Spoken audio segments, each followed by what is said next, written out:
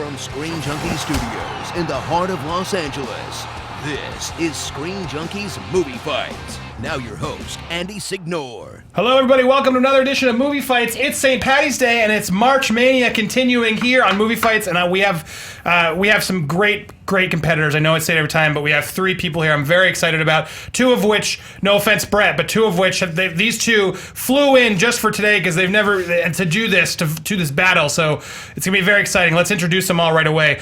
Mr. Chris Stuckmann! What's going on, everybody? Nice to be here. I'm happy. Chris, I'm going to say it on your behalf. You're a published author now. Don't talk You have a about book. it. You have a book out. I'm so proud of you, man. Thank you very much. It's very cool, and I want people to check it out. And where do they get the book? Amazon, Barnes & Noble, across the country. Trying to get it into other places. There's a lot of places in UK and Canada that have been asking me a lot of questions, and I'm hoping that we can do that. But as of right now, Amazon, Barnes & Noble. Film Buff's bucket list. You got it. Check it out. Support it. I'm so proud of you. Good Thank work. you. And thank you for very coming. Next up, host of Pop Trigger, you brought it. You came in your first fight last time, and you gave us a memorable moment with the blowjob ghost. Yeah. I'm so glad to have you back, Mr. Brett Erlich. Yes, I've never published anything in my life, but I've read books before. You've read published works. Most of them from front to back. Good for you. I can sound out words if they give me trouble, so I'll fight through today. Brett, this is gonna be a fun one, but thank you for coming back. Next to him, making his debut, you've been asked for a lot. Wow. You scare me. You are just a specimen. I'm very impressed. You know him as the Flick Pick, John Flickinger. Welcome, brother. Hey, it's good to be here. I'm all hopped up on Super Soldier Serum and caffeine. So I'm ready to Cobra do Kai. this. Yeah, Cobra Kai for life. Sweep the leg, Johnny. Now, Yeah. guys, there's liquor here in honor of St. Paddy's Day. I'm not forcing anyone to drink. We're not going to do a power hour. Dan Murrell on the couch. Dan Murrell. Hi. You did a power hour a couple weeks ago on Monday Night Raw. don't That was remind me. very entertaining to watch. That's what I hear. I couldn't tell you. Someday we're going to have to do that here. Drunk Yeah. Movie Fights is going to happen at some point. Maybe it'll happen today. But Dan Murrell, welcome back. You excited for today's fight? I'm very excited. It's going to be a good fight. Next to you on the fan cam all the way from Massachusetts, it's Galen White and Eli. Welcome, guys. Oh, we're so glad to be here. I'm so happy to have you. You reached out. We're happy to have you. You were visiting town. Welcome. You're in for a good fight today. I'm looking forward to it. Please pay attention. I may come to you to help me decide some of this stuff. And as anybody watching live on SJ Plus, it's hashtag Movie Fights Live. I've gotten all out of the way. Great. Amazing fights, including best non-super. Oh, no, wait, those are wrong. Thanks. I'm not going to say those. I know it's for fighting today. For like a second, I was like, what? Pitch Indy 5. What else, Dan? So many great Oh, yeah. topics. No Iron Man, who's going to be Robert Downey Jr. A lot of fun stuff. So stay tuned. But before we begin, I want to do. This is a special plug. We have next week's fight is going to be an interactive thing that you guys now get to help partake in. Next week, March Mania continues in probably going to be the craziest fashion we've ever had. We're introducing a new feature. Do we have the title of the feature ready? It's called Last Fighter Standing. Next week, we are bringing 8 fighters in. 8 favorite movie fighters are all coming into the studio, and they're all vying for a very special advantage. A special movie fights surprise advantage that you'll learn about on the show. They're all going to be drop dead fighting in a new format style that I think the fans are going to be so excited for that we'll be revealing the show. But next week, it's going to be do or die. You're not going to want to miss this one. But to hype it up even further, we want you to help decide which one of the 8 fighters coming gets their advantage to start. We're going to be seeding these fighters, and your retweets on their Twitter is going to deem where they stand in the placement. So let's introduce who's going to be fighting next week. I think we have the graphic ready, I hope. Otherwise, I'm pointing to nothing. Look at this. Spencer Gilbert at Spencer J. Gilbert, Scott Mance, Movie Mance, Mike Carlson at Fat Carlson, Mark Andraco at Mark Andraco. The first 4 batches, you can go to their Twitters and retweet their tweets if you want to give them the advantage for next week. Also, we also have Hal Rudnick at Hal Rudnick, Dan Murrell at Murrell Dan, Alicia Malone, and JT at Schmoes JTE. Wow, 8 amazing fighters they're all going to be doing. Only one will stand at the end. You guys will help deem how they stand, so go to their Twitters. Each of those people should be tweeting now or soon within the show of this release. Go retweet their tweet. That official tweet on their site, the most retweets will deem their seeded order, and as well as some other fun stuff. But guys, how does that sounds pretty epic. That's mania. Whoa! I don't Last know what fighter to say. standing, Dan. I'm not going to be here for that. You're going to watch it though, I hope. Dan, and you're going to be fighting. How are you feeling? Listen, that is that's a whole new ball game right there. That is something different. I think that it's going to be a challenge. I wonder if I would win, what my advantage would be. Yeah, we'll see. All will be revealed next week, but help us go support and go check out all those fighters. I'll remind you all at the end, but go check them out and tweet at them, retweet them, and help them if your favorite fighters win. All right, now that we got out of the way, let's get to the fight. Round one. Or I get first. Let's do this. Parchmania. Boom. That's good enough for me. Oh, it looks nice. Now let's do this. This is where we fight. Fight. Round one. All right, guys. This question comes from a tweet from Kyle Norana, who asked, the story that we're basing this off is there's going to be no standalone Iron Man films. According to Robert Downey Jr., he thinks there's not going to be a part 4, with him at least. So Kyle asked us on Twitter, how would you cast the ultimate replacement for Tony Stark Iron Man? Also, I want you guys to pitch us who would direct this new addition to the franchise. Now, this is a redo, I imagine. Not a redo, but a continuation of taking over the suit, or maybe they are redoing it. That's up to you in your pitch. But who will be our next Iron Man, and who should direct the next Iron Man? We're starting with you, Chris. What are you picking? So I did a lot of research on this last night. This was the hardest one for me because Iron Man isn't just a movie. It's like it is Robert Downey Jr. He's basically become Iron Man. And a lot of that movie's success and the other films are largely riding on the fact that Robert Downey Jr. is so good as that character and people just synonymously link them.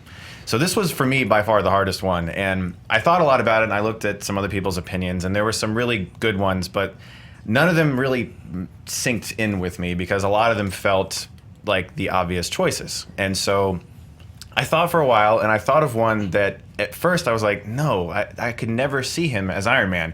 But then I realized that when they announced Robert Downey Jr. was going to be Iron Man, I remember thinking, I can't see him as Iron Man.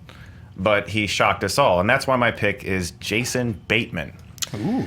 Jason Bateman is an actor who has a lot of wit. He has got a lot of charm. He has a cheeky, sardonic sense of humor. And he's also drastically different from Robert Downey Jr. And he's a good actor. He's proven himself in a lot of roles that I think I'll talk about a little more once I hear some of the other guys' choices. Great. Let's start with you, Brett. Who are you picking?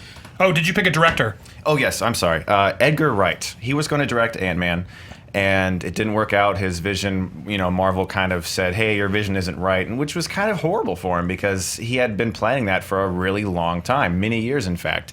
And it would kind of be like a great way for Marvel to say, we're sorry, how about you have creative freedom? Let's have you tackle this new film, and I think it'd be really great. Edgar Wright leading Jason Bateman as Iron Man. Got it. Nice one. Brett. Here's my pitch. And it's not just because it's St. Patrick's Day. My pitch is for Colin Farrell to take over the mantle of Iron Man. We think of Tony Stark as that playboy who has a history of getting wasted and making bad decisions. That's Colin Farrell.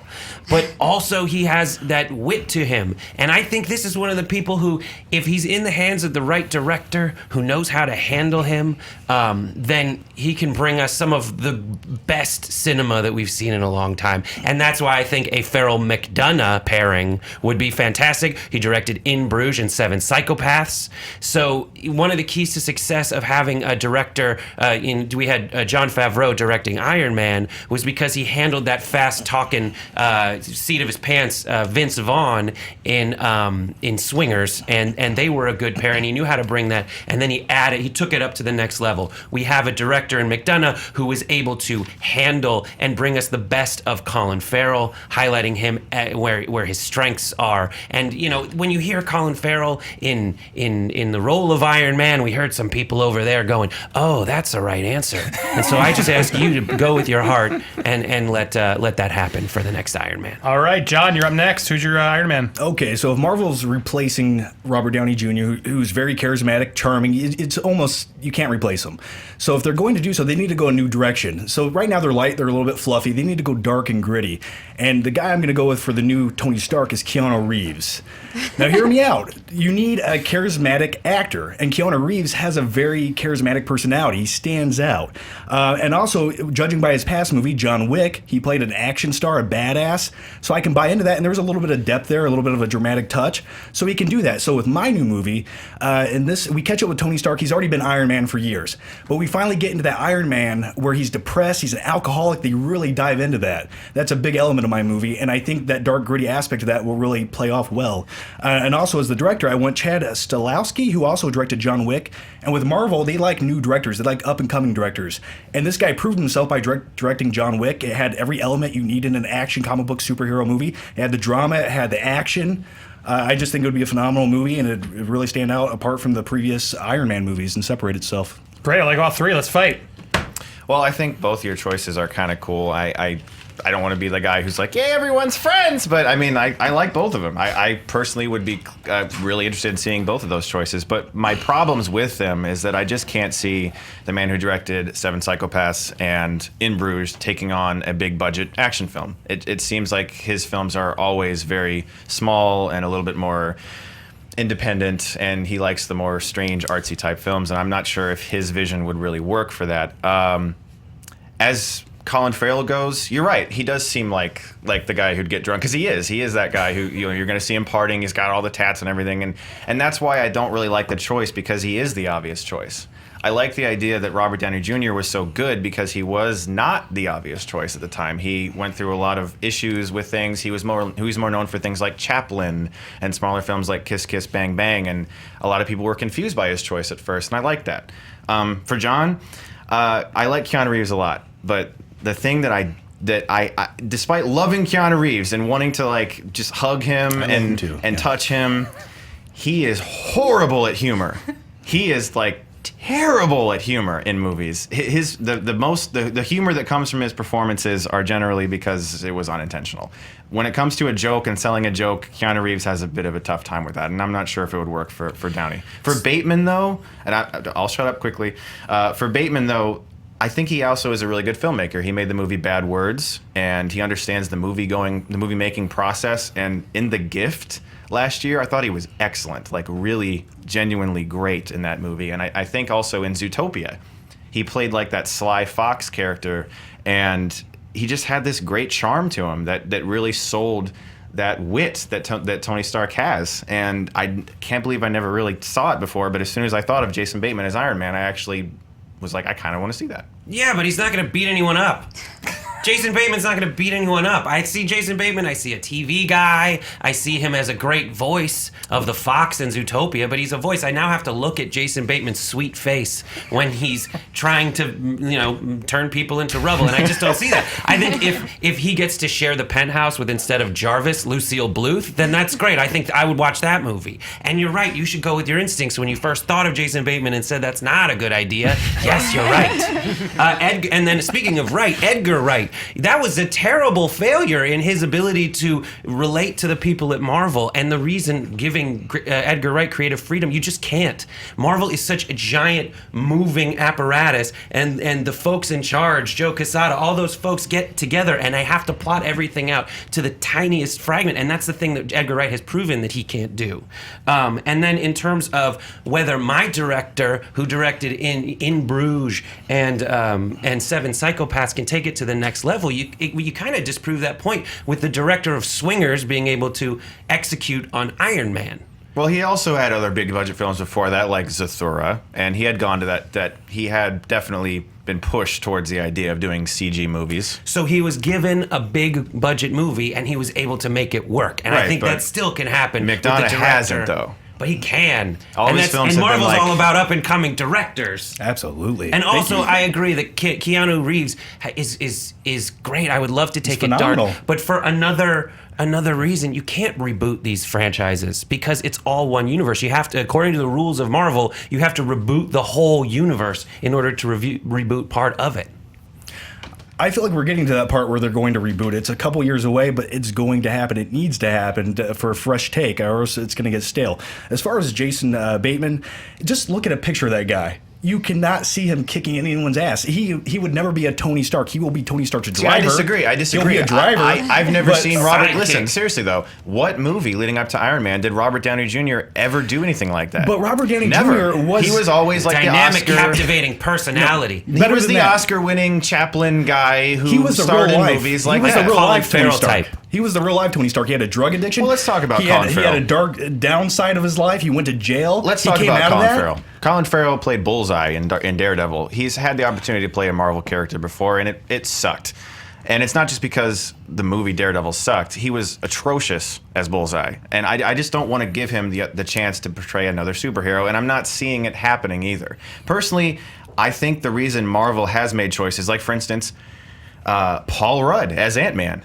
There's a comedian who you would never see in a role like that ever, or punching a guy in the face. But guess what? He did a great job. But he's not You 5'6". just made an agreement that Paul Rudd should work with Edgar Wright, or that Jason Bateman should be an Ant-Man. For an Ant-Man type movie, that's great. Ant-Man was the perfect place to do we don't have a lot of expectations for this. Edgar, take it over. They gave it to him, and they just couldn't agree. Listen, if Marvel wanted Edgar, he would have made Ant-Man. It's not going to happen. The director's not going to work with the studio. It's just not going to happen. And plus, I mean, if you're going to reboot Iron Man, you need something dark. You need to go a different route. They've had the light, fluffy, fun Edgar Wright movies. They've had that. They need somebody who can add a little grit to it. Well, I'm not saying it would be a light, fluffy movie. I And never said that. As far as Colin Farrell, All of Edgar Wright's movies are rated R, except for Scott Pilgrim. yeah, as far as Colin Farrell, he describe him in a sentence. Describe his personality. You can't do it. You need someone with charisma like Keanu Reeves. You need a guy who can stand out and make the role something. I'm sorry. add a Describe little bit of Keanu Reeves' character. personality and what? There you go. I wrote that down All right. in my car. Just whoa. So I mean, imagine. I mean, it makes you want to laugh. But at least- Keanu Reeves, like he'll invent something, and he won't say, "Oh, I did this on while on the toilet thinking about something else." He'll go like, "Psh, whoa." At least he has a personality you can describe. Colin Farrell doesn't have that. He doesn't have. He's Does an actor guy. onomatopoeia suffice for a description of a personality? Or like, whoa. I think with Colin Farrell, you can absolutely describe him. His personality is that of a playboy bad boy who doesn't really give a garbage what anyone else thinks, and he goes to the beat of his own drum. And I think that is exactly what you would use to describe. By bad boy, do you mean an Irish stripper? I mean, Yes, Irish I mean, stripper. what else with does a Tony cowboy Stark hat? do? These are all Yeah. arguments in my favor. This is what Tony Stark does. Look, I think that there are great things that we're talking about here, but the basis of what makes Iron Man work as a character, I think, is his past combined with his sense of humor and how he takes those two things and they clash. He has a bad past. He has problems with alcohol, but he uses his sense of humor as kind of a defense mechanism. I see Jason Bateman being able to pull off this character perfectly because he's played characters like that before. In the movie he directed and wrote called Bad Words, Dan, check on the right. Sorry, I'm not sure if he wrote Bad Words. He plays a very similar character as Tony Stark, someone who has a really hard time connecting with people, someone who insults virtually everyone he meets. But along the way, he meets this kid and kind of starts to discover some things about him. I see him playing this Universally character. panned movie, right? Bad Words? No, not at all. It's It's a great good It's a reviews. good movie, and I concur with that. But Jason Bateman, yeah, I'm using that as part of your final. Go ahead. Give me the final Jason thoughts. here. Bateman, he's witty, he can crack jokes, he can make fun of people, but there's also another element to a superhero. He needs to go into battle and kick some ass. And I'm watching, not getting this ass-kicking point. Robert Downey Jr. never did any action roles before Iron Man, and he still did fine. You can take an actor who's never done an action role and explain to them how to do it. Just looking at Robert Downey Jr. going into the Iron Man suit, you're like, oh, okay, that looks right. That looks That's okay. because That looks we've like Tony seen Stark. it happen, though. No, in my We have imagination before it benefit of happened, I already hindsight. seen it. Oh, okay. So, yeah. so looking at Jason Bateman doing that, it's just laughable. It's just laughable. You got this 5'7" guy wobbling around trying to fight people. Is Robert Downey Jr. like some giant? 7'3". He's 7'3", 23 inches tall. What is this 5'7" Same thing? exact height as Colin Farrell. Other final Cruise- thoughts, John? He's not an Cruise is action star. 5'7". He's not an action star. Your director's wrong for the movie. They need to go a different direction. Edgar Wright's, he has a style that's just not going to work for the new direction they need to go. Colin Farrell, he looks the part, but he's just kind of, he's like a B-rate replacement for Robert Downey Jr. Essentially, he's going to be the same guy. Final thoughts, Brett. Final thoughts, Jason Bateman. is you're right. I can hear him doing the voice of a fox. I agree with that. I don't see him as Iron Man. I love Jason Bateman, by the way. Probably more as a person than I love Colin Farrell. But for this role, the question is, what would you add to Jason Bateman to make him want to kick ass? And it's Jameson. And who has more experience with Jameson than Colin Farrell? He's perfect. I love him, probably spiritually at this point. And now I'm feeling Jameson. And then again, Keanu Reeves also doesn't have the personality that will read and come across. Also, you can't reboot a Marvel franchise without rebooting every Marvel franchise. Those are the rules of the comic books. Did you get all your final thoughts? Because I know I didn't warn you. I just want to say that I'm not feeling the action movie disses. Like, you don't, just because an actor's never done an action movie before doesn't mean that he can't do an action movie. I mean, this has been proven time and time again. Just Paul Rudd as Ant-Man alone. And I hear a lot of defenses against picks, but I'm not really hearing a lot of saying why you like Colin Farrell. Okay, Dan. Yes. Any cleanup there? A little bit. As we all take a shot. Good round. Good round. They haven't rebooted the Marvel Universe, but they have recast two of their main characters, the Hulk and War Machine, famously. Jason Bateman directed but did not write Bad Words. It was sort of 65% fresh on Rotten Tomatoes, had a 61% audience score, so I would say the reception was generally positive-ish. And Chris, I'm sure that Ben Affleck is very glad that you're not in charge of casting for Batman v Superman, because your argument against Colin Farrell would have gotten him completely booted from the role of Batman. Mm-hmm. Same with Chris Evans as Captain America. Is his mic on? Can you not hear me? I don't know. Hello? Just making sure that it sounds a little soft. I know that just me or in the video, but make sure we're on making sure Dan's... I can't hear me either, so I can't hear him. I'm just assuming hopefully you can hear him at home. Sorry, I'm just making sure. We're good? Okay. Great. Based on the arguments, this was a fun one. Good one. I let it go a little longer because I wanted to hear all your thoughts. We had three smart people here. I love when that happens.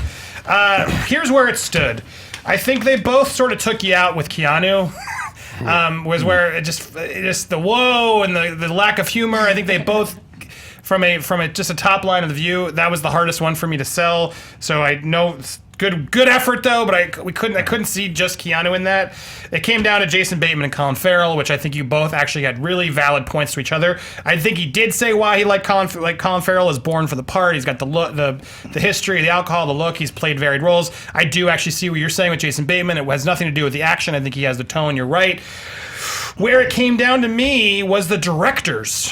And I think where I got stuck is you picking Edgar Wright sort of put you in a hole where I think there's no chance in hell he's making another Marvel movie. So because I had those two choices, I actually liked the creativity of Jason, but I think Colin was a good choice. And I think when you did the swingers argument, it sold me that your director was better, and that put you over the edge. So Brett gets the point in my view. Brett also but very close. Brett also wins the viewer vote. Oh, okay. Very, very narrowly, 37% to 34%. Ooh, but that was really close, really good round. That's why I like to fight it, because that was tough. Round two. All right. This comes also from Twitter. Spiders, Ray BB. Yeah, Ray, what's up? Princess Diaries 3 might be happening with what's her name? Anne Hathaway. So Ray BB on Twitter wanted to ask, what film should have never spawned a sequel and should have remained standalone? I want to know. So and we took out Jaws, right? We did take out Jaws. We took out Jaws because it was the subject of Jaws. There was a lot of people who picked Jaws, and Dan did a similar fight where he fought that Jaws 2 shouldn't be made, and then I realized that's just a good answer. We eliminated Jaws. You couldn't pick Jaws. Pick another movie. What movie, aside from Jaws, should have never spawned a sequel and should have remained standalone? This time we're starting with you, Brett. Okay, the answer to this question, inquiring minds want to know, it's Caddyshack. Caddyshack should not have had a sequel. Caddyshack 1 is absolutely perfect. It's a point in time. It should exist in a part of our mind that Stripes exists in, where it was just something that was great and fantastic and showcased a certain moment in comedy. And then they made Caddyshack 2, which is the classic example of let's just do the same thing again later. 8 years later going like, are you guys still alive?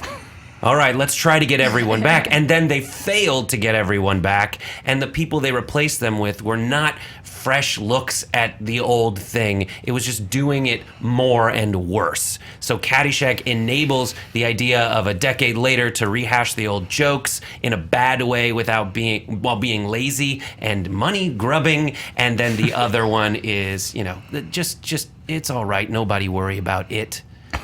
Just let it be. John, what are you picking?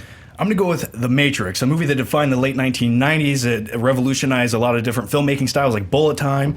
But the thing about The Matrix is we didn't get only one bad sequel, we got two.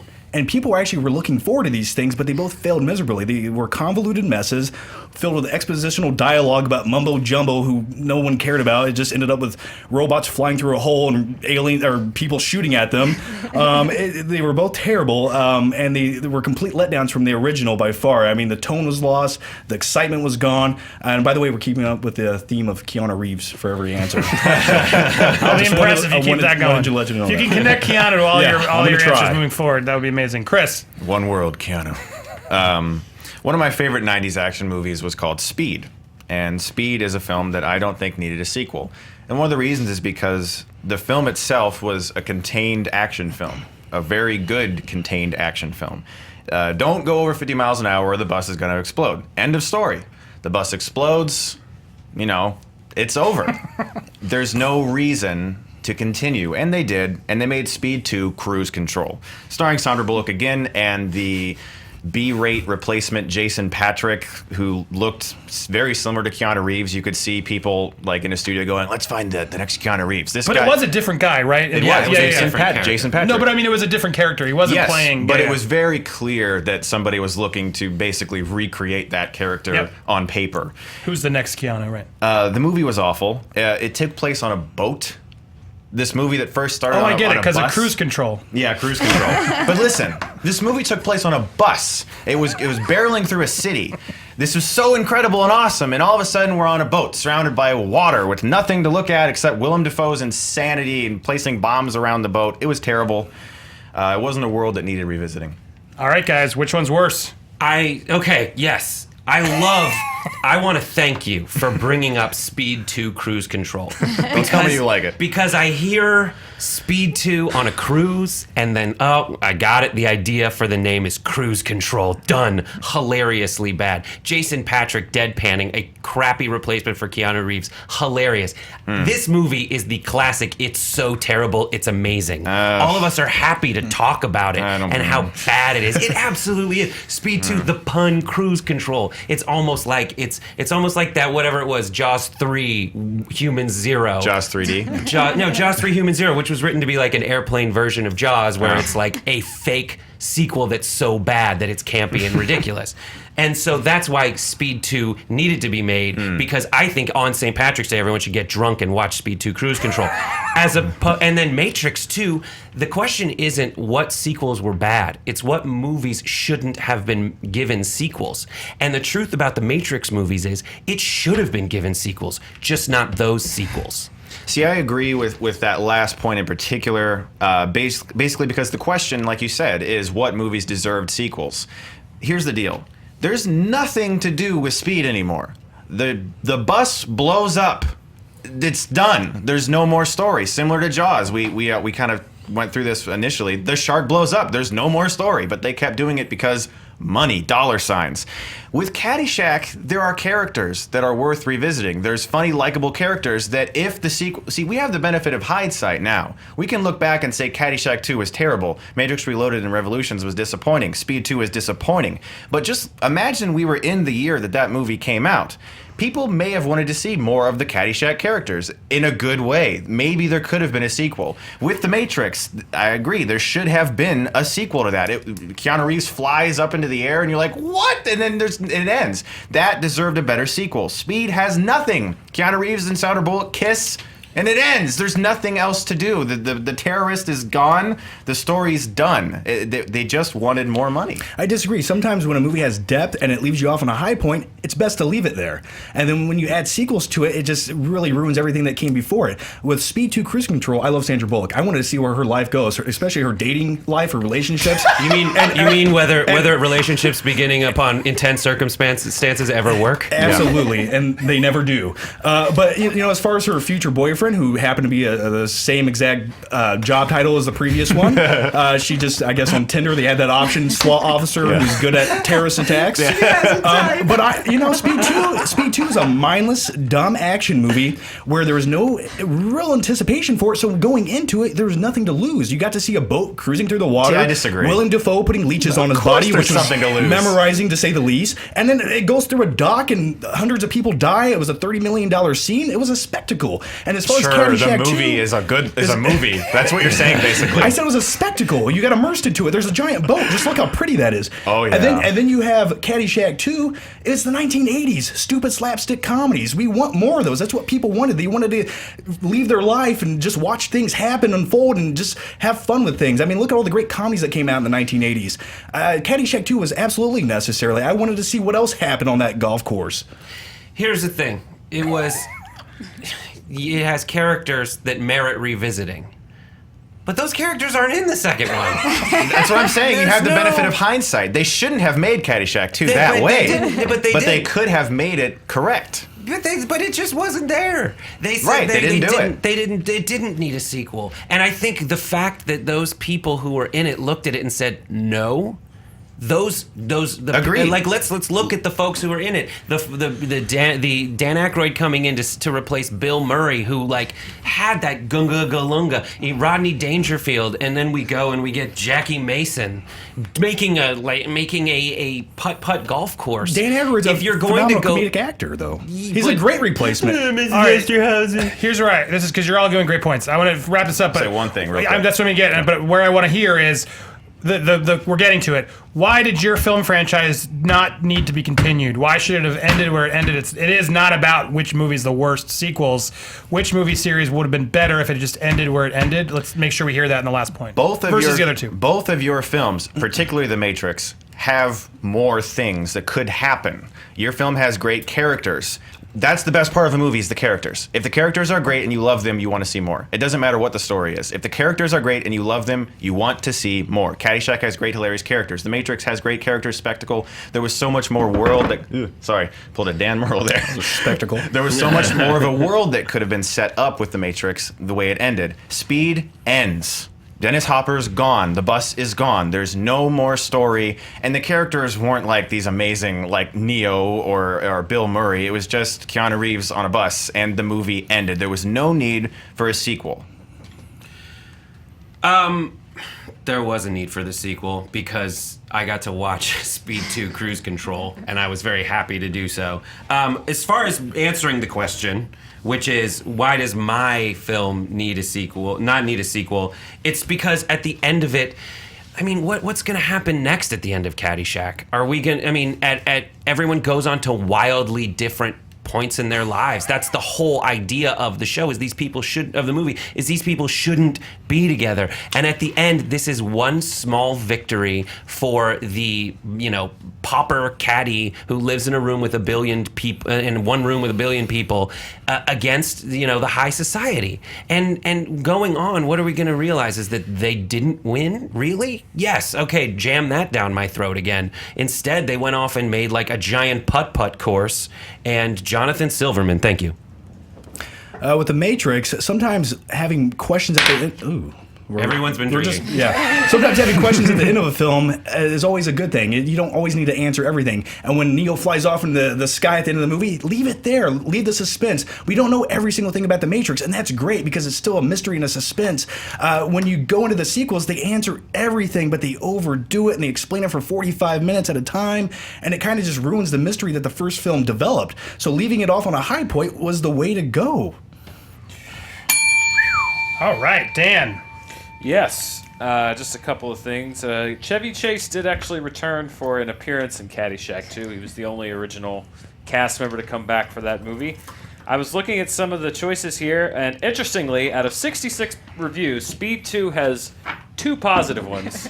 I know exactly who But they are. guess who those 2 were? I'll tell you who they are. Siskel and Ebert. Yeah, wow. The only 2 people Isn't that insane? who liked Speed 2. You know Proving that was it so bad it's that was good. plastered all over the VHS. They They were like, "Oh my God, they liked it!" thumbs up. Oh my Nice payday God! out of it. We also Did just they shoot it in Chicago? What was that? if you're playing along at home, we are putting polls up for each of these questions on twitter.com/ScreenJunkies, and we have a poll for this question that I will reveal. Andy, once you made your Ooh, judgment. this one is legitimately tough because I think you all made good points. Where it came down for me were the final thoughts, and I think Chris really nailed hard as to why the other 2 had better characters that you wanted to see more of. Even though I was close with a couple of your arguments, it ultimately came down to what's the question, what's the argument, and I think you did close well with they bus blowed up. They're together. We don't need to see them on another bus. Whereas Caddyshack, we could see those characters and have fun with them. Matrix, there's a lot of characters you want to know where they go. That argument sold me the strongest. Chris gets the point. Thank you. What did they say online, Dan? The Twitter poll was actually pretty definitive. 41% said The Matrix, 33% said Speed, and Caddyshack had 26%. So Speed was second. All right, well, I was close. Close to agreeing with the audience. That's why they hate me, Dan. Yeah. They don't hate Round 3. Oh, wait, that's fine. They're allowed. Round 3.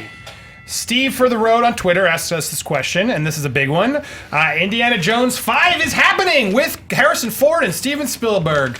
Apparently no George Lucas, but they've confirmed this. We want you guys to pitch us what should Indiana Jones 5 be. You must use Harrison Ford. It's directed by Spielberg. I just want to know your basic plot, villain, stuff. Tell me what it's going to be. And we are starting this time with you, John. Alrighty, so this might be a little long-winded. First of all, there's going to be no aliens, no Shia LaBeouf, no CGI monkey scene. Do you have a title? It's going to be Indiana Jones 5 and the Quest for Atlantis. Okay. And with my movie, like many other Indiana Jones films, it's about the adventure, not so much the destination. So you have Indy. He's old. It's the early 1970s, late 1960s. He's kind of retired. He's sitting around the house, not doing much. And, all of a sudden, the phone starts ringing. He's, reading the newspaper. He has a little garden in the back. So finally, the phone's ringing. He's a recluse at this point. He hates people. So all of a sudden, you see the shot of the phone. He hits it with his whip. He misses the action. He wants to get back into it. His curiosity takes the best of him. So he finally answers the phone one day. And on the other end, it's kind of a dubious character. And what he wants to do is hire some of the best archaeologists on the planet to go on this expedition with him. So Indiana Jones, obviously being Indiana Jones, he's like, yeah, I want to get back into action. I miss it. I want to come out of retirement. So now we get into this new element of the movie. It's almost like the Expendables, but with archaeologists. So you have about 4 or 5 different characters. One of them is played by Carl Urban. Now, this movie is essentially kind of setting up a future franchise film for Carl Urban. Think of it that way. So Carl Urban, he's an archaeologist. He's a badass, but he has a slightly different personality than Indy. He's wisecracking at the same time. But the movie essentially turns into Harrison Ford and Carl Urban kind of being the leader of this expedition. It kind of turns into a buddy archaeologist movie. They're both badasses. They're on this adventure for Atlantis. So finally, the big twist of my movie is the dubious character on the phone that hires them was actually the grandson of Arnold Ernst Taut, who was the Nazi in the original movie, whose face melted off. So that's kind of the twist of the movie, and his whole thing was revenge against Indy. They eventually find Atlantis. It's this huge, epic, grand climax of a movie. Along the way, there's adventures, there's fun. And once again, get Harrison Ford into action. But the best thing about my movie is it sets it up for future installments, not necessarily having to be an Indiana Jones movie, but in that same universe where you can have fun and archaeologists going on adventures. And then we set it up for Carl Urban to become essentially the new Indy of the franchise. Great. Love it. Chris, it's your turn. Okay, so I'll say my title at the end. So there's a myth about the lost Dutchman and his mine. There's apparently a gold mine that has been rumored to have been discovered in the 1840s in the Superstition Mountains, which are an actual chain of mountains, in central Arizona. So rumor has it that Apaches murdered the mine workers. The attack area is still known as the Massacre Grounds. Jacob the Dutchman Waltz supposedly rediscovered the mine later, but died, and no one found it since. Now, this is, apparently true. This isn't my idea. This is apparently a true thing. It is a myth of archaeology. There's apparently tons of gold in these mines that no one has ever found. Apaches murdered anyone that came near it back in the day. So, the plot of my movie, the film opens with a cabin. A man is knocking on the cabin door. This man is Sala, the character played by John Rhys Davies from Last Crusade and Raiders of the Lost Ark. He's trying to enlist Indy's help for something. Marion has been killed along with Indy's son. Their murderer is the evil Thomas Kane, who was Indy's primary rival in school turned murderous competitor in the archaeology business. Indy tells Sally he wants nothing to do with another adventure because searching for this mine originally, which is what him and his family were looking for, this lost Dutchman. I wrote all this really quick. Searching for this mine originally is what got his wife and son killed by this guy, Thomas Kane. I don't really know how the murder happens yet, but basically they're dead when the movie starts. When Sala explains that Kane himself has located a clue to the location of this mythical lost mine, Indy sets out on a path of revenge and redemption to avenge his family. Now, the most important part of my story is that he's completely out of the swing of things. He is vulnerable. He hasn't been doing anything in a while. Perhaps he's drinking a lot. Perhaps he's taken up alcohol too much because of the death of his family. Did we kill Mutt and what's her name? Karen Allen? I just said Marion's dead and his son. Yeah, okay. So the reason that this is important is because my biggest issue with Indy 4 is that the character wasn't vulnerable at all. He was like a Superman. We have to bring him back to his roots where he was a vulnerable character. So this movie is really about avenging his family and redeeming himself and learning how to be that unlikely hero once again. The MacGuffin of it, this mine, locating it, is cool and fun, but the best parts of Indiana Jones for me were always the family dynamic or the emotion that was behind it, like in Last Crusade with Sean Connery. You cared more about that than you necessarily did about finding the Grail. So this movie is about Indy getting back in the swing of things, avenging his family, and becoming that vulnerable, unlikely hero that we love. And it's called Indiana Jones and the Final Quest. Got it. Brett. Okay. So, I don't even know where to start with this. It's so good. Shouldn't have brought the Jameson. Okay, so here's the deal. So everyone makes fun of Indy because he's old. So he dies. In the beginning of this one, Indiana Jones is dead or disappeared or something like that. And also I want to begin by saying, like, this is elevator pitch, and also this is the Hollywoodiest pitch because you have to get stuff sold in this town, and so you have to sound like, okay, here's what we're doing. So, what we're going after, we always have to have, it's an Indiana Jones movie, so we need an artifact. Every other Indiana Jones movie has been based on some kind of Judeo-Christian artifact, and the other ones aren't as good. So we're going with the Spear of Destiny.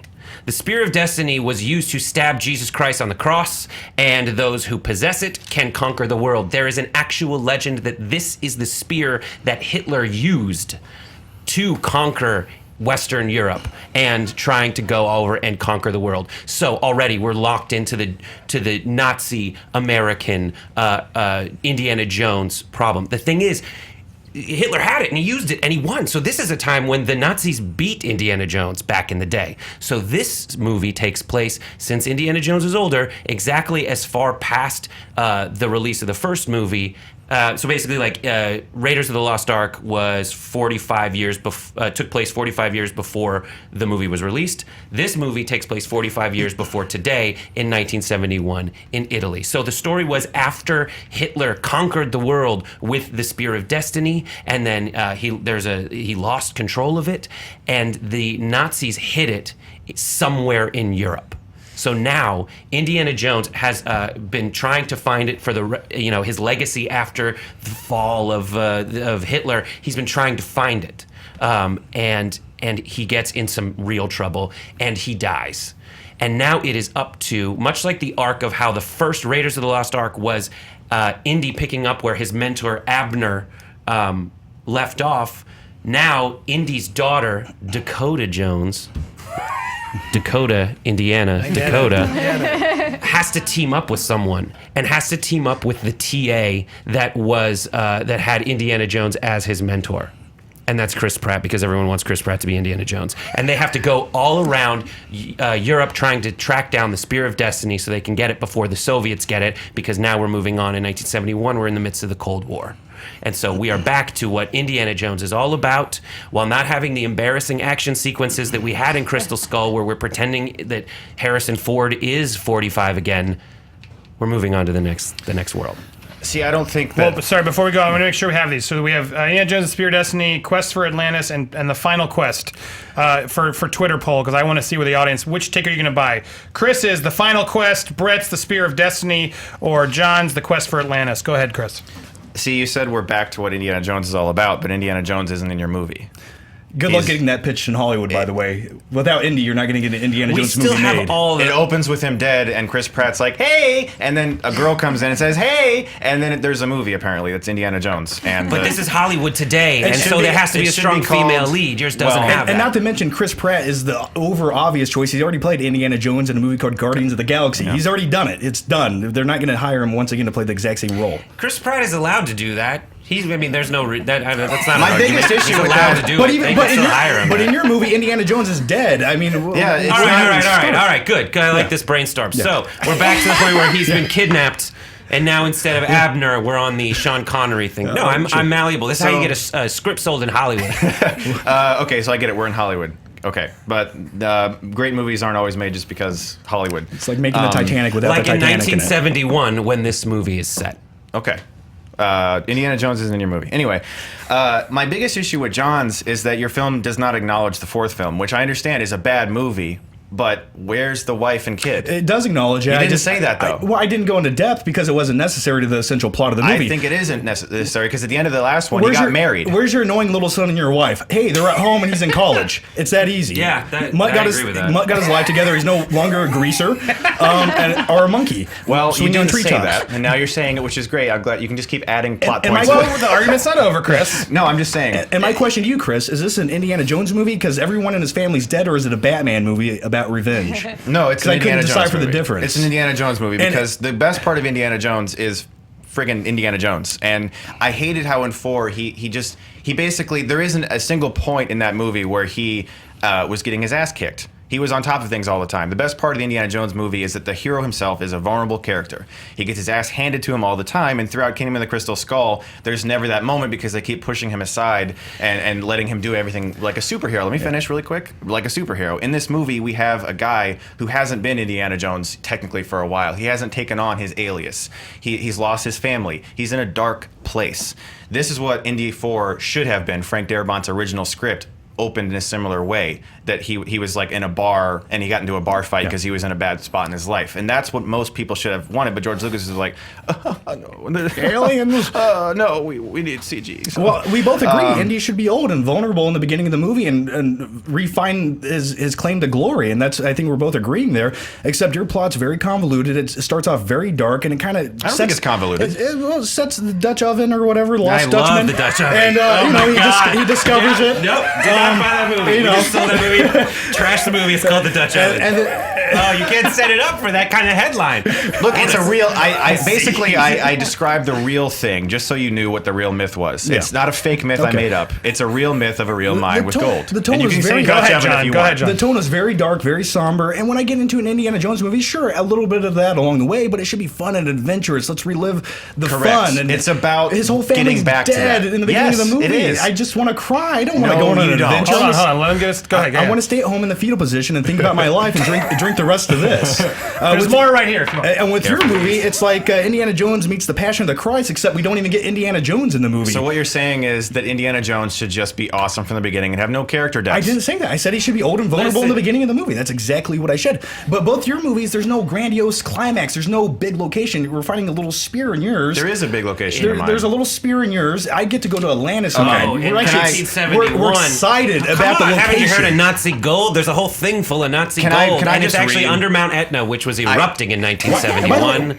There were earthquakes. Now it's By the historically way, linked. question to you: so in your universe, does Hitler win? Is that what you're saying? No. So that's what we need to discover, and I'm not going to spoil that Okay, part well, I of was the going to movie say, for you. I was going to say, based on history, little do I know, Give me all the secrets. Come on. Hitler lost. So why the hell would we want to find a spear that doesn't even work? That's what all these flashbacks that I haven't mentioned are all about. That's erroneous, and I don't believe it. Okay, no, that's part of it. Is that this is something that Indiana Jones, we find out, was trying to get all the time. This is the Holy Grail that his father was looking for. This is the Ark of the Covenant that Abner was looking for. And we get back to, I think what's central to, like, Indiana Jones is our James Bond. It's America's big hero, and it's our struggle for world dominance. Indiana Jones isn't even in your movie. Yeah, that's the biggest So issue. for every me. argument you're making doesn't exist because he's not there to do it. I'll say He's the gone. Final thoughts. Go ahead, The Brett. central part of Indiana Jones, what made him awesome, was Indiana Jones when he could do all that stuff, and he'll still be in the movie. I mean, I think we have all these aforementioned flashbacks, but let's get back to what this film is all about. And this film is all about you have the artifact and the Judeo-Christian ones were what it was when it was in its heyday, and we can't deny that we need to bring new people in, and we're going to pitch the Expendables to America's cherished franchise. A team of archaeologists? We're turning it into the Expendables? No, we don't want to turn it into the Expendables. And then also, I think your movie is just going to be bogged down as an apology for number 4. You're saying that everyone's been murdered and killed. Just move past it. I think we need to revitalize this franchise with young blood, and it's one of those things that if you look on Twitter right now, everybody's saying Indiana Jones and the new package of Depends, Indiana Jones and the early dinner. Like, embrace that, move past it. We need to reboot this franchise. Rebooting a franchise isn't something new in Hollywood, and something new in Hollywood, is trying to find the right way to do this. I think if we give a strong female character in the daughter of Indiana Jones, we're not forgetting the old movies. We still have them and we can watch them, but this is a fresh start for it. That's where the industry is now, and giving. The new American hero will be a combination of someone like Chris Pratt and his strong daughter, who isn't going to be Miriam, come and save me. Final thoughts, Chris. I wish I had forgotten actually to read my final arc of the story. I have it here, but I guess it doesn't Final matter thoughts. anymore. Whatever you want to spend your final thought on, go ahead. Basically, the daughter of Indiana Jones is essentially Lara Croft Tomb Raider, which is a movie that's going to be made, possibly starring Daisy Ridley. We don't need Chris Pratt and his daughter running around. Indiana Jones isn't in your movie. Yeah, Lara Croft sounds awesome. I love Lara Croft Tomb Raider. I do. Your film is cool. I like it. It's just the problem is in the continuity of Indiana Jones, it just does not explain anything about where he would be, why he's no longer married, where his son is. There needs to be something there that at least explains the story. Yes, Indy 4 was disappointing, but you have to make your film make sense in the continuity of the story. My film takes Indiana Jones, the roots of what makes Indiana Jones best. What George Lucas and Steven Spielberg tried to create was a vulnerable action hero that we could feel like an everyman, someone that was the unlikely hero, and takes him back to those roots by taking the things out of his life that made his life fun and happy, and made Kingdom of the Crystal Skull the most lighthearted of all of them. It needs to be darker, it needs to be more fun, but the movie is about Indiana Jones rediscovering the great side of him. It's not just dead the whole time. You need to have things like character depth in a movie, like The Rocky, for instance. He starts in a bad place, ends in a good one. That's the point of this movie, and he's allowed to do that in a fun way. John, final thoughts. You guys both agreed with everything I said, essentially. You said old Indy rediscovering himself. The only complaint you had is I just need a couple sentences to mention where his family goes off to. And on top of that, just paused up. Oh, and as far as my movie goes, both of your movies never interject anything to go on beyond that first story. So if Disney's dropping all this money on a new movie, they want to continue that franchise, and Harrison Ford's not going to be around forever. So with my movie, we can do that. We open that up. We open that universe up to other archaeologists. We have a new character coming in who can take the reins. He's not just some Indiana Jones copycat like Chris Pratt. We can go different places with my movie. It's Dolph Lundgren. All right, good battle. That was worthy title fight. Dan, thoughts and fact checking. That was a great battle. There is some people on Twitter were pointing out there is an Atlantis CD-ROM game, Indiana Jones from 1992. There's also a Dark Horse 4-issue run called Indiana Jones and the Spear of Destiny from 94 to 95. Brett, you were bringing up people's making fun of Indiana Jones on Twitter. There was actually one from Will O that popped up during the round that I enjoyed. Indiana Jones and the Search for Werther's Originals. So am I the only one who picked a story that isn't already been done in the Indiana Jones canon? Well, the titles have been used. I'm not saying their stories have been done. And, of course, there's the poll, but, Andy, I will let you make the poll. Canon. Based on the pitches, and I do want to hear that poll, but I want to give where I'm leaning before I do it. I think John had the best argument. I think you did kill him too quickly, and then you changed your tunes. That didn't help. And then it did come down to Chris, but I think John got you a little bit of just... It's a little too stuck on the fourth and dark, and I get it. I want the vulnerable, but a little bit more exciting of a plot. It was really tough toe and toe, but John's on the board. In my opinion, what did the viewers say? The viewers agree. 44% voted for Indiana Jones and the Quest for Atlantis, followed by 38% for the Final Quest. Can I just mention what I forgot to mention, just for fun of it? Go, please. I completely forgot my last paragraph. It quickly becomes apparent, however, that the location of the mine harnesses an evil power. Restless spirits of the mine workers and even the Apaches haunt this area. Weird, terrifying things start to happen to those who get close to finding it. Indy must decipher how to honor the dead who guard the mine while not being killed and take revenge against Kane for his family's death. Well, if you had said that, you totally would have won, Chris. My movie had all that too, by the way. Yeah, mine had the same thing. Weird. Good fight. Round 4. Jarrell Blue on Twitter asked us, in honor of the first Ben-Hur remake, which is ridiculous. The trailer is ridiculous. That was pretty amazing. Absolutely ridiculous. Morgan Freeman and dreadlocks. They just will do anything at this point. Anyway, in honor of the first Ben-Hur remake, we wanted to ask you to go classic. We always say, you guys do too many comic book fights. We are not doing comic books right now. I want you guys to pick a movie pre-1970 that should be remade in a fun way. Not a lot of comic book movies made in 1970. So tell me what you're picking. We're back to you, Chris. What's your first choice? So it's weird because... Hollywood really has kind of remade everything. Yes. They really have. Stuff we know, right? It's kind of nuts. I actually had to really think about this and dig deep. And I came up with Jason and the Argonauts. This is a largely visually effects-driven film that was hailed at its time for its innovative skeleton sequence and impressive visuals, but honestly, not much else. There really isn't that much to this movie. It's a movie that kind of in its time period looked impressive and was fun, but nowadays it kind of exists as this older sword and sandal epic that at its time was probably like, wow, look at that stuff. The skeleton came out of the thing. And now it's just like, okay, the skeletons, it's stop motion animation. I feel like the world there could be expanded upon. I feel like there could be a really fun sword and sandal epic there. And honestly, one of the skeletons in this movie does the Wilhelm scream when he's kicked. The skeleton literally gets kicked in the face and goes, "Ah!"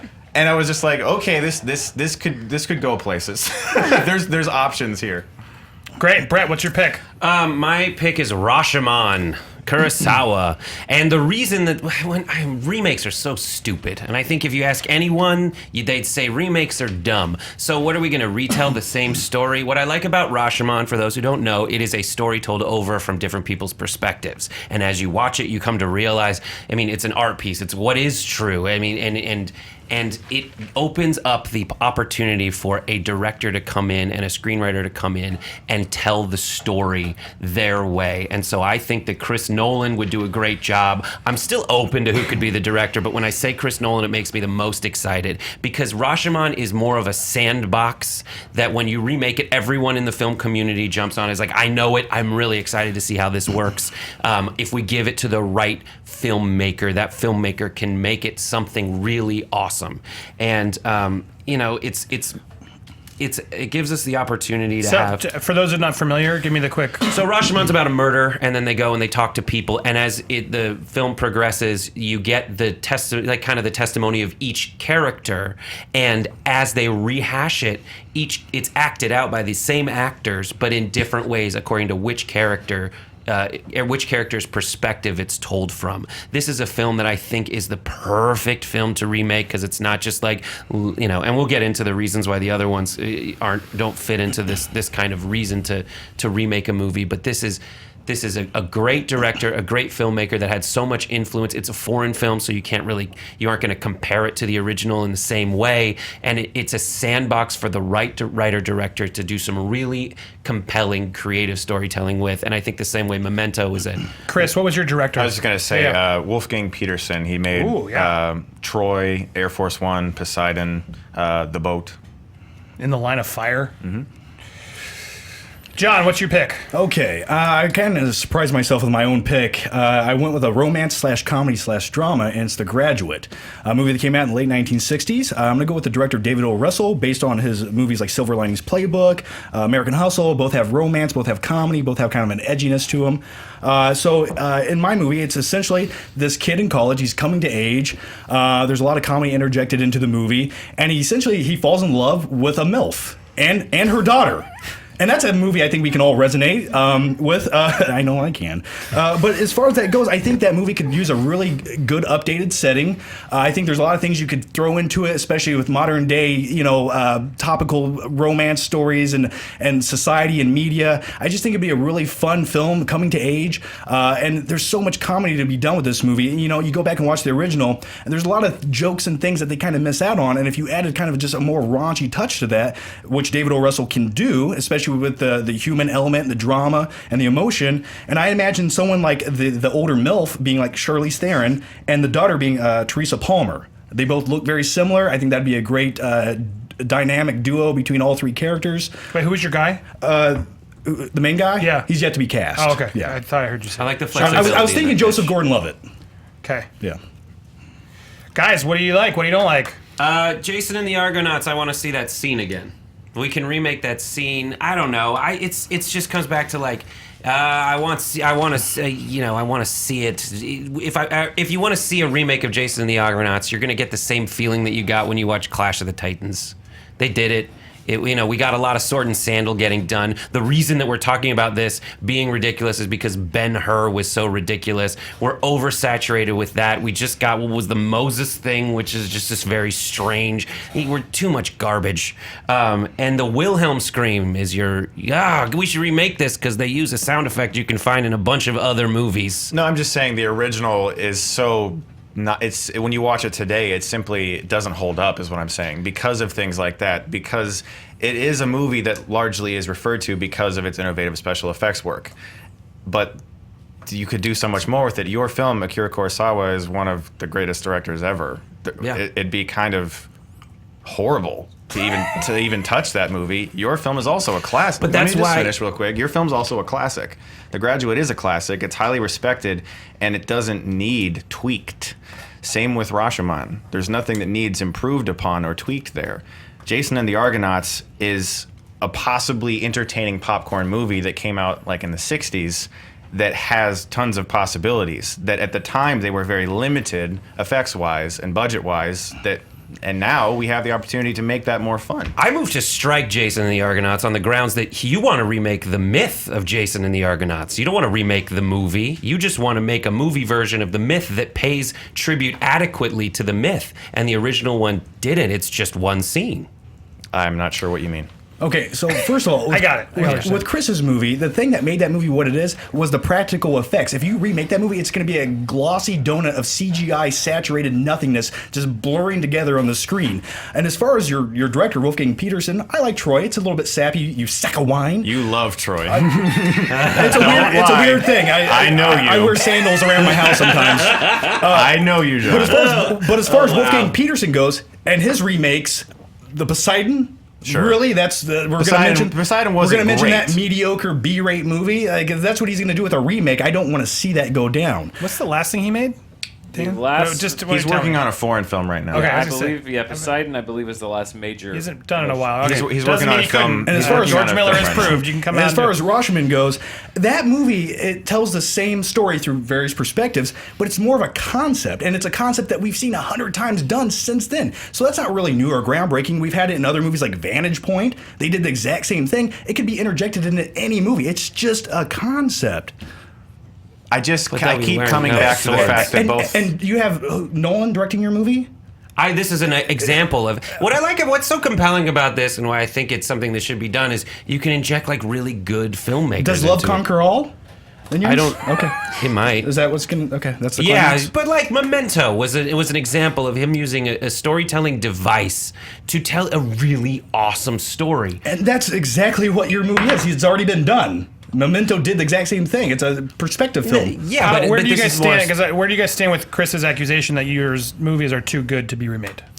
That's okay. I mean, that's why we're not like exactly remaking the same story. Your movie isn't a movie. You're not citing the movie. You're citing. Yes, I am. Jason and the Argonauts is a movie. Jason that and was the made. Argonauts is it was. That's made. the title of the movie. So like I don't know. You can cite what you're saying is the rich source material is either one scene which you're trying to remake with skeletons, or you're trying to remake a myth and you're tapping into a myth that is good. Because your argument is to build out the world in a really compelling way with CGI. Well, any big budget movie is building out the world with good CGI, but the source material isn't going to be. I mean, it's kind of sad to say that it's just you know that movie Jason and the Argonauts. It's a myth. Rashomon is an original story that has an original way of telling it, and it is a sandbox for a really good director to start and remake from. Yeah, Are we on final thoughts? with Chris's... Well, I want to come back to you. with But Chris- tell me why Graduate is worth. I mean, not why, like he said. Why should we remake? Why should you? Well, my movie is a coming-of-age story. It's always going to resonate. There's a new generation of people who could really kind of connect with this movie and understand it. You know, the movie did come out in the 1960s. There's plenty of room to change things, tweak things, but the same basis still applies. With your movie, all you want to do is go remake it and add CGI to it when the practical effects are what makes that movie stand out That's as a not classic. really what I said, but So what did you say? what I'm saying is that with both of your films, they're already great films. Hollywood's biggest mistake is exactly what you just said. Hey, there's a new demographic of younger people now who probably never saw the original, so we'll remake it. But it's never better. Ever. The best remakes are like maybe Ocean's 11 because they remade a movie that had a good idea but wasn't that great. Jason and the Argonauts is a film that had great ideas, but they weren't able to quite tap into them because they were limited. That would be a film that could be remade. Both of your films are already great, and there's no point to remake them just because they're older. They're already great films. Don't touch them. Make something that had cool ideas and could have been fun, but they didn't have the right ability to really tap into it yet. Final thoughts, quickly. Your movie with its limitations are what make it great. Star Wars, 1970s, had limitations. Didn't have a Please don't compare Star Wars to- It didn't have an overuse of CGI. The only thing they're going to do with your movie is gloss over it with CGI. That's the only advancement they're going to make. There's going to be nothing new What is added the to this. advancement that's going to be made to The Graduate? It's already a great film. But it's a classic story. It's about romance, drama, falling in love. You interject that to a new audience of people, they're going to love it. There's so many new things you can update with the movie to make them connect to it. With your movie, it's an adventure film. You know, like he said earlier, and I agree with it, it's going to end up like Clash of the Titans, a movie with no substance that's nowhere near as good or memorable as the original. If they make Correct. it shittily, yes. Quickly, just to make sure y'all got a last thought. Anything else, Brett? They will make it shittily because it'll be like the Poseidon. So I kind of have said everything. Okay, that Chris. I want. Good. Dan, Yes.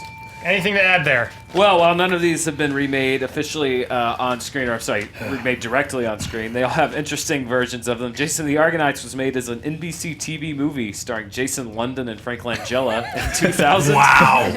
Budget of $9. Rashomon was remade as a Western in 1964 called The Outrage, starring Paul Newman, Edward G. Robinson, and William Shatner.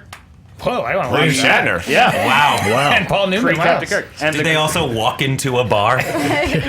And The Graduate was a Broadway play in the early 2000s. My friend was and in this it. is the most early Natalie 2000s sketchy cast ever. Jason Biggs, Alicia Silverstone, and Kathleen Turner. Oh, my Wow, God. this stars Sounds like of a it. spin-off to American Pie. Graduate on Broadway. They also did a traveling version with Natalie Portman and oh my God, what's her name from Top Gun?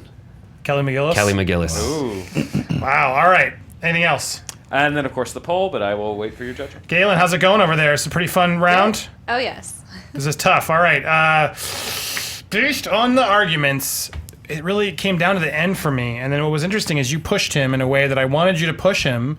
And then I thought you pushed back fairly. So it really came down to you two. I thought had a little bit more of the fight. But it really came down to while I don't agree with it, It has he answered you. Why would you remake The Graduate? Because it has a love story that you could be told, whereas yours is just a CGI mess that we've seen with Clash of the Titans, which they've said. So I got to give it to John. Right. Gets the point. It was really tough, though, because... So what you're saying is because the movie was good, it should be remade. Absolutely. No, you asked what should be made out of it, and he said because there's a good story to be told. And it was told well. Yours has a scene that we've seen a million times, as they said, so it's tough. Even though I was close, because you made a good argument of yours is the worst. Well, Andy, it came down to that. Andy, I love you. I love you too. As But soon you're as doing you great. said vantage point, I was like, I shouldn't keep arguing. I'm done, actually. You're right that happened, so I'm going to back out slowly. Imagine Nolan doing it. Yeah, no, I don't think that. Like, I'm this good now. I'm going to take over this. Yeah, you're right. Round 5. What's the poll? Oh yeah, sorry. What was the poll? Jason the Argonauts got 49% of the audience vote, 31% back The Graduate, 20% for Rush. Thank you, fans. There you go. You won the fan vote. Round 5. Ivan Belima on Twitter wants us to ask, which movie that has already come out would you want most to experience in virtual reality? This is a fun one. So if you could go into everything's going to turn into VR. I think it's like Ready Player One. We're soon going to be living out, recreating movies. If we could do it and you could VR into any experience in any movie, which one do you pick and why? And Brett, you're starting us off. All right, the answer, I tried to find something that would be heightened by full immersion. And I didn't just want it to be the kind of thing where you like look around more to see what the, everything looks like in, when you're in charge of where the camera's pointing. I wanted something, and I came down to, I thought I should find a horror movie, because if I'm in a terrifying place, that would be the best use of virtual reality. And that immersion is Nightmare on Elm Street, which I think is the most terrifying concept. Nightmare on Elm Street is going into dreams, which are themselves a virtual reality that your mind creates. And the inability to escape them as a result of having VR goggles on and not knowing where things are coming from next, and being in control of where you can look but not where you can go. That is exactly what dreams are, and that's why I think Nightmare on Elm Street would be the best heightened by virtual reality. John, what's your pick? I'm going to go with Avatar. Avatar is a phenomenal other planet. It's beautiful to look at. You just want to go into it, immerse. You can go to the Tree of Life, make love to a 9-foot-tall blue alien woman. It's just a magical experience I think we all want to go to. And on top of that, with mine, it's a proven fact that Avatar and Pandora are such beautiful things that people in other countries, when the movie came out, after its release, they went back into reality and they committed suicide. People in Asia actually did this. Check that fact, Dan. It's in your history, Dan. If it's not in true, your history. don't say anything. And on top of that, with mine, there's two different sides of this coin. You can also be a 9-foot-tall blue alien, or you can be one of the Marines. There's a flip side to this. So it's almost like Call of Duty meets Harvest Moon. And I think that'd be a great experience. There's different dynamics, and it's just a beautiful place you want to go and escape reality to. So you can be the aliens, or you can murder the aliens. Exactly. Got it. Okay. Chris, what are you picking? So I feel like mine's an obvious answer, but it doesn't mean that it's not the right answer, just because it's the obvious answer. I would love to experience Star Wars Episode 4: A New Hope in virtual reality. I love Star Wars. I would absolutely go to pay for that, and anyone at this table who says they wouldn't is lying. Everyone would go and experience the virtual reality world of A New Hope. I mean, the Death Star trench run in virtual reality. How incredible would that be to feel like you were piloting the X-Wing and you got to blow up the Death Star and Han Solo saved you from Darth Vader behind you? If you could be any character within that film. If you wanted to lightsaber fight with Darth Vader, you could. If you wanted to be Obi-Wan and sacrifice yourself and that's where the game ends, okay. You could do anything. You could be Han Solo in the Mos Eisley Cantina. You could walk around. You could blow off Greedo's head. Or, sorry, you could blow off Greedo's dick under the table. You could do anything in this world. And yes, it's the obvious answer, but my gosh, I'd be there on day one. What do you think, guys? I feel like if I could run around in the world of Star Wars, I would just be like, oh, I got really close to this cardboard. It would just kind of reveal all the seams of the miniatures, And Avatar, those two things are just like the immersion. And what's great about movies is it was the next level of some kind of experience. And I just think Nightmare on Elm Street, it would be so much more terrifying than it would be a little cooler.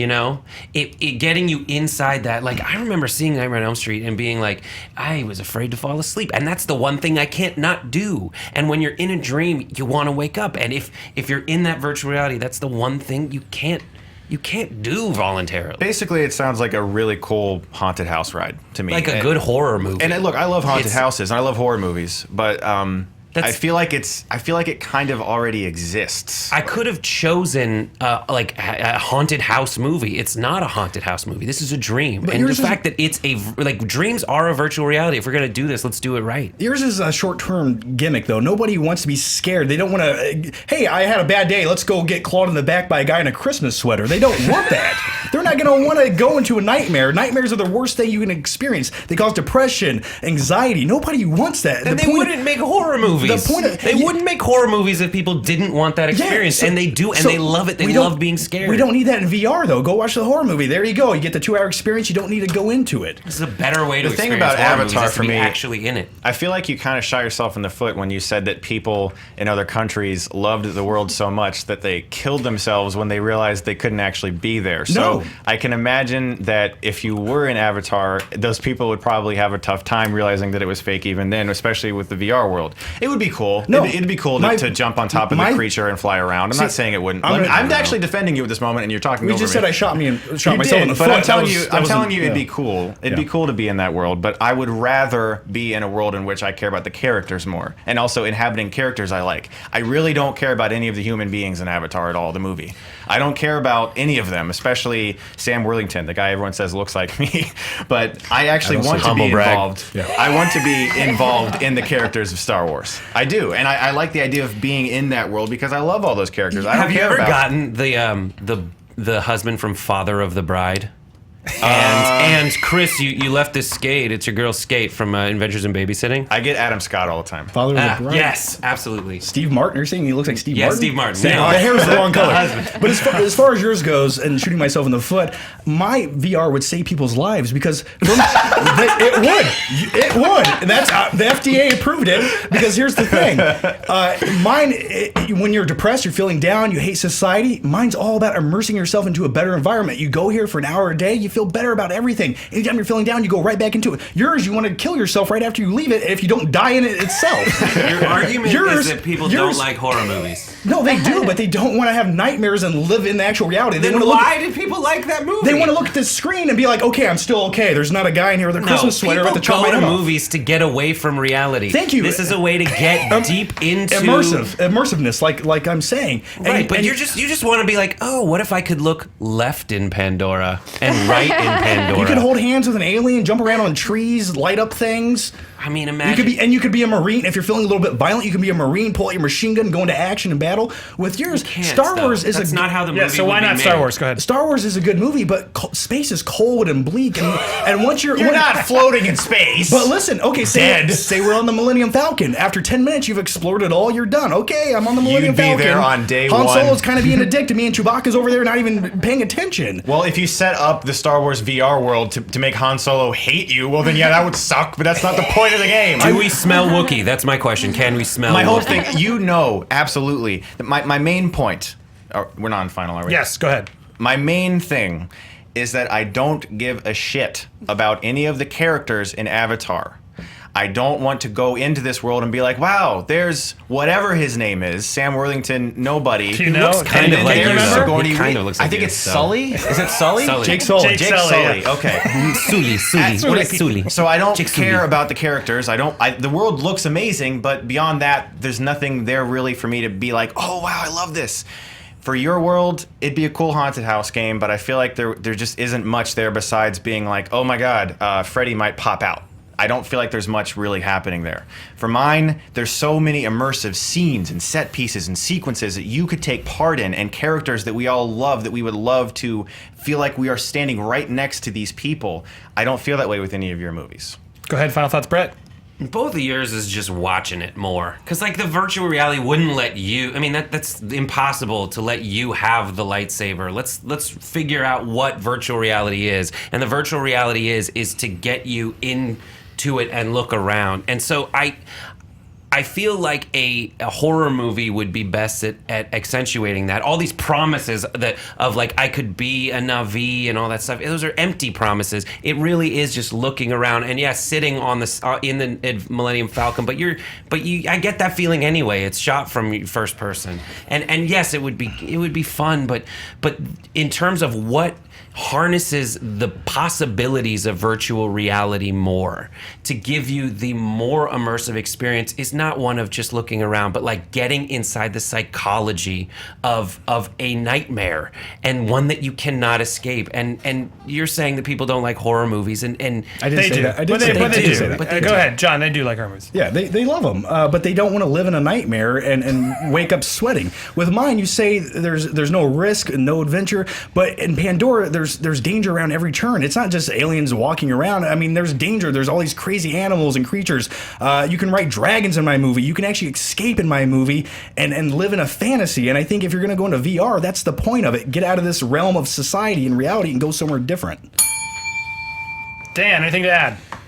Well, just for the requested fact check, there was a substantial number of people who saw Avatar who reported depression and suicidal thoughts after seeing the movie. But no actual deaths. Well, no hard numbers on actual See? suicide. Huh? Yeah. I cannot confirm or disconfirm that anyone actually killed themselves, but there were people that had suicidal thoughts because they could not go to Pandora. Facts. They soon will at the Animal Kingdom in Orlando. All right. Based on the arguments, it came down to the characters. It came down to the characters for me, and I think one movie has sort of both of what you want. It's got scares, it's got characters, it doesn't have dragons, but it's got spaceships, and it is Star Wars, and I think you defended it smartly. Chris gets the point. Thank you. So that puts Chris and John into the finals, but Brett, you were friggin' close, and Really you were close. fantastic fighter. I want you to stick and help me here. Dictate this winner if you are willing, and thank you. Let's do this. Did we have a vote on that I need to call out or no? We did. 43% Star Wars, 32% Avatar, 25% Nightmare on Elm Street. Bummer. Can I just say, John, I love you. It's Flick v. John, Stuckmann. John, Yeah. I love you Hey, forever. hand tighter. I want to feel it. It's moist. No, I was doing the Interstellar. Murph, I love you forever. Forever. Yeah. All right, guys, we tested this earlier. It's time for the speed round. You Okay. guys know how to play this. Brett, Galen, and Dan, obviously, I may call to you to help me make this ruling. We are listening to the arguments. You guys know how it works. You'll have 15 seconds on the clock and then 5-second rebuttals. Whoever says the name first gets that choice. If you say it second, you have to pick, if you say it second, you have to pick another option. Any questions before we begin? No. The first one is one of our bargain bin picks. Man, we get these all the time now. I love it. Keep sending them in. You will get a visual cue here on the board, on the TV, so watch it. When I tell you these two DVDs were in the bin, which one should we buy? Terminator Genesis or Fan Force? Terminator Genesis. That was really close. Really close. I think I heard Chris. I said Terminator. It was very close. I heard I heard a think I foot heard- Terminator Yeah, Genesis. from Chris? John. You And heard- but I heard foot Terminator Genesis, and I heard Terminator Genesis. He got it quicker, right? Yes. Yes. He said the whole thing out. It was You were very very close. close. All right. So you get Fan 4 stick, John. Terminator goes to Chris. You'd get 15 seconds. Chris starts since you said it first. Chris and John. And go ahead whenever. Time starts when you start. Both bad movies. One of them is atrocious. Fan 4 Stick is awful. Terminator Genesis is at least watchably a movie. You can watch it, and it has some sequences, and Arnold was great in that movie as the Terminator. Fan 4 Stick was one of the worst superhero movies ever made. 15 seconds for you when you start talking. With Fantastic Four Stick, it started out, there was no preconceived notion. The previous movies that came before weren't good. There was no high expectations. With the Terminator movies, the first two are groundbreaking, amazing. People were expecting something good from Arnold and this retelling of the sci-fi action movie. What did we get? A sloppy mess where Arnold was... 5-second rebuttal. Just because the other movies weren't good doesn't mean that Fan 4 Stick isn't worse than Terminator Genesis, which it is. Terminator Genesis at least had Arnold. 5 seconds when you begin. Fantastic Four Stick at least tried. It had a good coming-to-age story. It had interesting characters. Sure, the climax wasn't the best, but look at Terminator... It's tough, right? It's tough getting that time in. I'm going to come to you, Galen. What do you think based on the arguments? I gotta go with Chris, just because, I mean, it is kind of, I don't know. He argued a little bit more, just got more in. You heard more too. points. Yeah. Sometimes that happens. Brett, coming to you. I'd have to go with Chris, just because you also admitted that it wasn't that good. And I had to have you had self-respect. to. I know. just an ounce of I know dignity. that feeling, but also the fact that Arnold was good in it is there's something I'm to with watch. you. So Dan, sorry, it doesn't matter what you not your think at fault. this point because Arnold's we got good in 3 anything, already. yeah. I'm going to come to you first, but yes, Chris gets the first point. Woo! 3-2. Still got plenty more here. Here we go. Other than Wolverine, who's the best X-Men? Magneto. Okay, we got Magneto. Chris, tell me who you're going to pick. I'm sorry. I thought we were supposed to look at the screen. My bad. No, sorry. Excuses. Other than Wolverine, who is the best X-Men? Can it be anybody in the universe? Yeah. Apocalypse. Are we going with just the comic book realm of things, or the movie, or the actors? Movies. He's in. Okay. You have to use sort of the movies version. Oh, the movies. Yes. Oh, my apologies. Who's the best movie X-Men? That's what was the question. Give I'm you gonna another go shot for with. confusing. It was a little confusing. Sorry. Stop buying time. No. Obvious. We'll go with Professor X. Professor X and Magneto. Okay. Magneto, you were up first. Go ahead. 15 seconds when you start. Magneto doesn't just sit around in a chair all day. He actually goes into action. He has the best backstory and origin story. He's a Holocaust survivor. He has the most reason and motivation to actually go against society and non-mutants and have a reason for the hate. I buy into it. His powers are interesting. He can bend metal, do all kinds of different things. Chris, 15 seconds. Professor X wasn't always in a chair. He had a life. He has harnessed an entire school in which he's helped an entire generation of people who felt like they weren't accepted and showed them a way in which they could be accepted. And he's also brought a savior together, a group of people who have saved the universe multiple times. Magneto's also brought a group of people together to actually go against these people who want to kill mutants. I buy into what he's doing. Yes, he's brought a group of people together that did nothing but bad, and they're basically essentially terrorists. Dan, coming to you first. I gotta go with Flick. He came out swinging. He gave me some more reasons why the character was more interesting, and I gotta side with him. Brett. The terrorist argument is strong.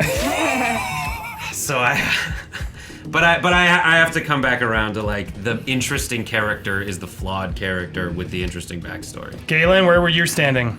The moment Magneto's motivation was mentioned, I'm like that one. That's what sold me too. It's unanimous. The Holocaust thing it made it more interesting. Terrorist was great. We're back to being a tie. That's a good line though. Very good line.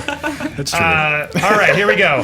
What movie has the best non-John Williams score? I'm sorry, that confused me. What movie has the best non-John Williams score? Best score that's not made by John Williams in a movie. Dark Knight Rises. That's You said non-John Williams. yeah, but not yeah, but that's Rises. Zimmer, right? Yeah. Okay. It's a Nolan. Yeah. Interstellar. Ooh, a Nolan off. Okay, who did Zimmer- Interstellar? Is Zimmer that Zimmer off. too? This is Zimmer Yeah, off. Zimmer off. Okay. You said Dark Knight Rises. Yeah. Dark Knight Rises. Old-fashioned Zimmerov. Did you say I Rises? just want to make sure. I said Okay, Dark Knight. Rises versus Interstellar. Got it. Okay. You're up first, John, whenever you start. With Dark Knight Rises, both themes go with the character of Bane and Batman perfectly. It sets up their tone, their motivations. When he's crawling out of that well, that upbeat music where he's just climbing to the top, you want him to succeed. You feel it. You feel the goosebumps. Your nips get hard. You want to see this guy climb out of the well, go back to Gotham, and save all of it. All right, Chris. I'll give this guy a second. Back. So, my issue with Dark Knight Rises is that it's a score that rehashed, for the most part, the score of Dark Knight and Batman Begins. If you had said Batman Begins, I would have agreed with you. Interstellar is an entirely original score. That score moves you. You can listen to that movie and picture the scenes. The Dark Knight Rises was basically the Dark Knight with the Bane theme. 5 seconds when you start. John? You could actually listen to the theme of The Dark Knight Rises in your car. Interstellar is just loud noises that progressively get louder. If you're talking about the movie experience, yes, but as a score, the soundtrack is incredible, and you can see the movie in it. Dark Knight Rises, as I said, just Bane. Woo! Galen, since you're here, what do you think based on the arguments? Based on the arguments, I gotta go with Chris just because, I mean, when you take a sequel, they're gonna rehash the score, and they did. Nah, it was all It's a good original. argument. Okay. Brett. I have to go with Dark Knight Rises because it does different things. You know, the fact that it's versatile and there's different things for different characters, and even if it did rehash, it's still, by the time you get to the third one, that score is still good. The question wasn't what was most original. Dan, where do you go? We have an uneven number here, but I may overrule. So, but go ahead. What do you think? Oh boy, this is really difficult to judge. John won me over like 55-45. I'm with you. John. I think it's unfair to say it wasn't original because it was. There was definitely original scores in that score. I'm not saying there wasn't. I'm just saying. So because you got hung up on that, I think, and you did do the loud noises thing, which you got to factor the movie too. It does. So I just barely, but it was very close. I agree. So Flick gets the overrule point. So you're still in it. You're still in it, Chris. Here we go. Scared. I'm going to name 2 actors. You tell me who's better and why. Are you guys ready? Woody Harrelson or Matthew McConaughey? Matthew McConaughey. I got John. I heard John. You both got very loud. You get to go second, so take a second, Chris, but you'll have Woody Harrelson, Matthew McConaughey. Time starts when you talk. Matthew McConaughey has proven himself as a real actor over the past recent years. He started out in rom-coms, but with his dramatic roles lately in movies like Interstellar and Mud, he has a lot of range, a lot of dynamic, different characters he can do, and you really buy into him. I mean, when the guy cries on screen, I want to cry as well. Okay.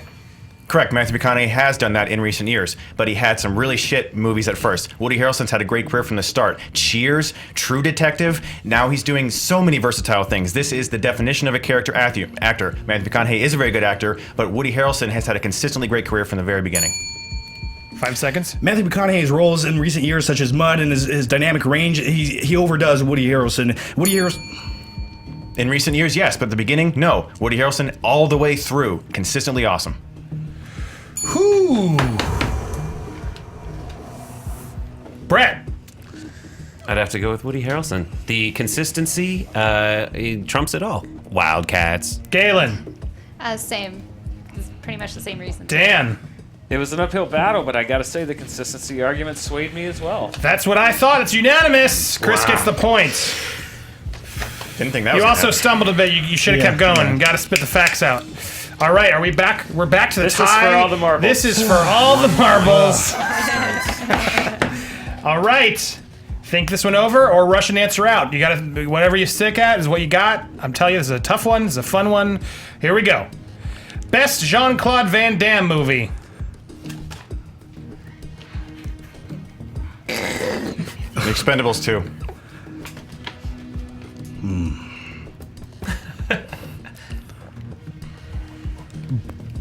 Bloodsport. Wow, okay. Love it. Okay, Expendables 2 is up first with Chris. Whenever you're ready, go ahead. The honest truth is, Jean-Claude Van Damme movies all suck. Most of them all suck. Even Bloodsport is not a very good movie. Expendables 2 knew that it wasn't a good movie and was incredibly fun. Simon West, Con Air, came on, directed that movie. It was way better than the first one, and it was actually a really fun movie for him. He was a great villain, and it was actually an okay movie that knew it was bad. Sorry, I want to write some notes down. Okay. John, whenever you're ready. In Expendables 2, Jean-Claude Van Damme's in the movie for a total of 10 minutes. In Bloodsport, he is the star of the movie. He proves what he can do. Jean-Claude Van Damme isn't the greatest actor, but he's a fighter, and he's a martial artist. And in that movie, he does nothing but fighting. And when he's actually fighting, you buy into what he's doing on the screen. He's kicking ass, doing splits, doing roundhouse kicks. I'm like, that's Jean-Claude Van Damme rubbed in baby oil. 5-second rebuttal, Chris. Yes, he can do martial arts. He does it in Expendables 2. The fact is, Expendables 2 is a better film. It knew it was a bad film. Bloodsport tried to be a great movie, and it wasn't. 5 seconds, John. Bloodsport's an ultimate fighting movie. Jean-Claude Van Damme was perfect for the role. He's actually in the movie the entire time. He does more in the movie. Woo! All right. That's how you do it. Good. Whatever happens, shake hands. That was a bravo ending. Galen, I'm going to you on the couch. What did you think? I feel like I'm kind of at a loss because I haven't seen either of these movies. But then based on the argument, got to give it to John. All right. Yeah. John, okay. Dan, I'm going around the board, and then I'll make the final verdict here. That was what a showdown. That's how you do it. That was crazy. Chris barely. It depends on if it's a good Jean-Claude Van Damme movie or a good Jean-Claude Van Damme movie. I just have to go with Bloodsport. There were more things listed at his best in Baby Oil. Comes down to me. I heard all your thoughts.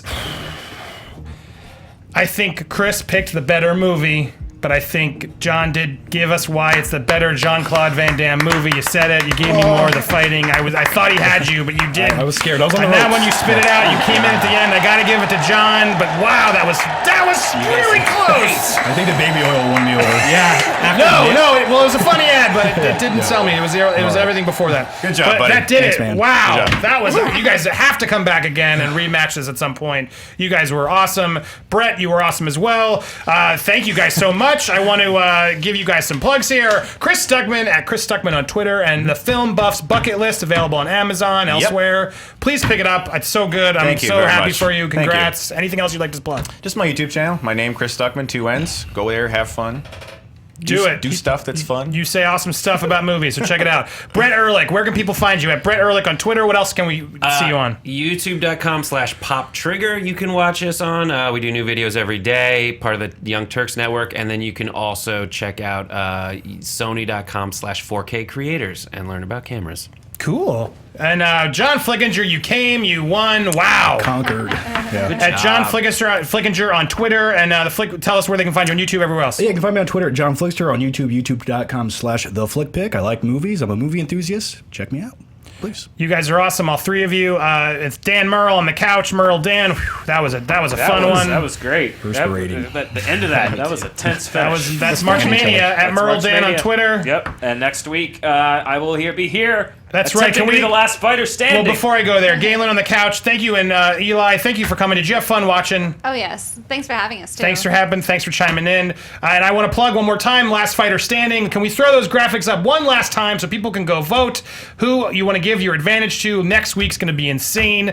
The Last Fighter Standing will rule all. Hal Rudnick at Hal Rudnick, Dan Murrell at Murrell Dan, Alicia Malone at Alicia Malone, and JT at Schmoes JTE, and Spencer J. Gilbert on Twitter, Movie Mance for Scott Mance, Fat Carlson for Mike Carlson, at Mark and Draco. They all should be retweeting, have tweets out with their image. Go retweet their pick. Whoever gets the most retweets before the end of the show will deem their order and how they fight in the next week's battle. You will not want to miss it. Live 4 p.m. on YouTube, on ScreenJunkies Plus, and then Saturdays mornings on YouTube. Thank you guys all so much for watching. We love you. We'll be here after the fight on ScreenJunkies Plus, or we'll see you next week. Thanks so much. Bye-bye.